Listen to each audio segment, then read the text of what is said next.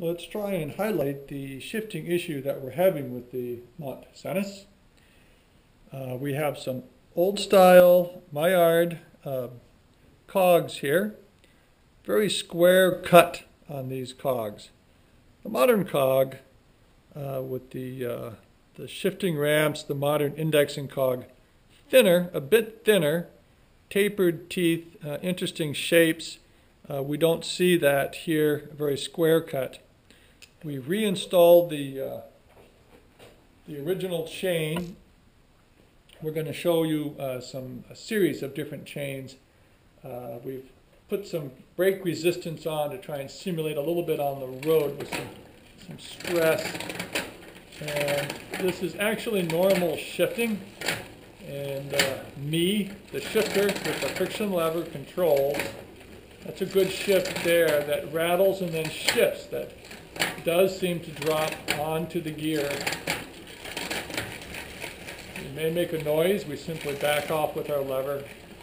That's simply the system that we have on friction. But that would be considered actually a pretty good shift. This is the Status Sport chain, and this is the Maillard cogs. Unfortunately, this chain is bent, and we do not want to reuse it. We have removed the Status Sport.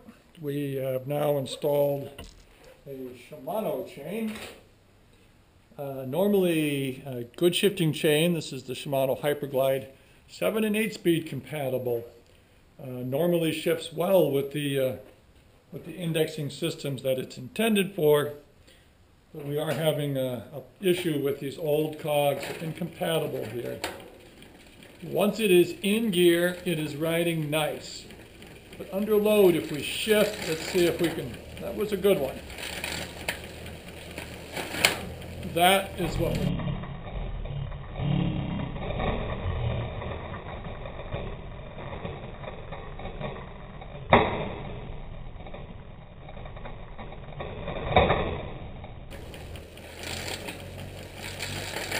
It is riding up. We are able to spin the wheel. We are not skipping while we are on the tooth. We are skipping in between the teeth. So once you're on a gear, you're on the 16, the 17, or 18, you're good to go. But that transition in between with this, not good. And when you are on the road and shifting, very disconcerting to have that slip. So this chain simply not a good chain for the old cogs that we have here. So this is our third option. This is a Z chain, Z brand. This is advertised as a 5-speed, wider, slightly wider, straight plates. The plates are a different shape compared to the Shimano. So let's see what happens here on this system.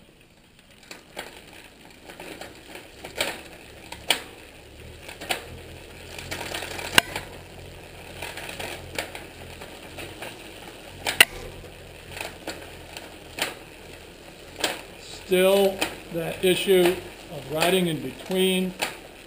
Sometimes does fall down nicely, but we do have it jump like this in between and under load, under spinning. There we go. That is a bad issue. The thumping you're hearing, by the way, is the pads rubbing on the rim and that one dent. You may recall we had that issue of a dent. So that's that chain there, not so successful. Continuing the parade of chains, we have now moved to a SRAM. This is a SRAM 9-speed. Let's see what we get here. This one actually does appear the best option so far. There is a slight slip. When I do test this on the road, I can also get that to slip slightly. So it is not as bad as some of the others. There we go.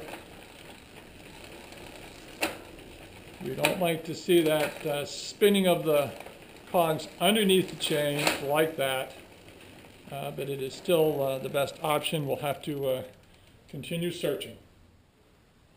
The chain we're going to try now is considered an 8-speed chain. The 9-speed chain that we did try, it was better shifting, but still not what we would like to see. We are a little bit narrower, 6.64 at the outer plates on the 9-speed system. On the 8-speed here, we're just under 7 millimeters, 6.96 thereabouts.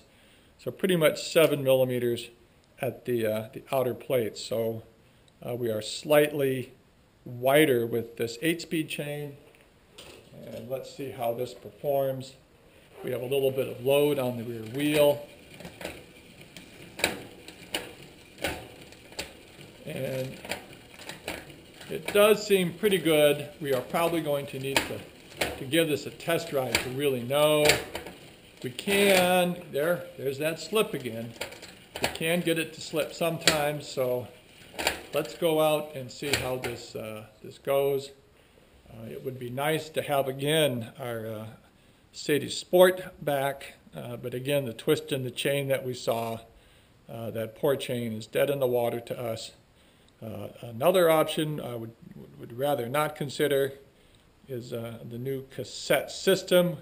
It would mean basically a whole new wheel going away from the nice Maillard hub here. So try not to do that option to keep this bike as traditional as possible. So let's go see what we learn on the road.